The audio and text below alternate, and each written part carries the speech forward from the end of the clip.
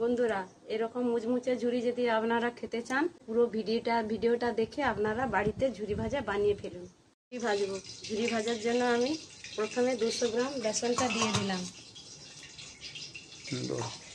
1 চামচ 2 চামচ চালের গুঁড়ি, একটু লবণ, একটু হাত দিয়ে ঘষে একটু গোটা জোয়ান,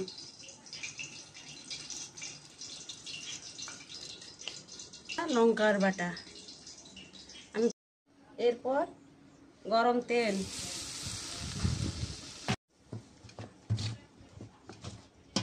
জল দিয়ে মাখতে হবে।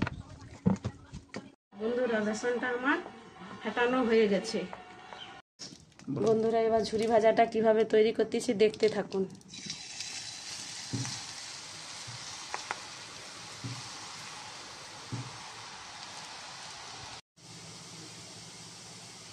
হয়ে গেছে, এটাকে আবার তুলে নেব।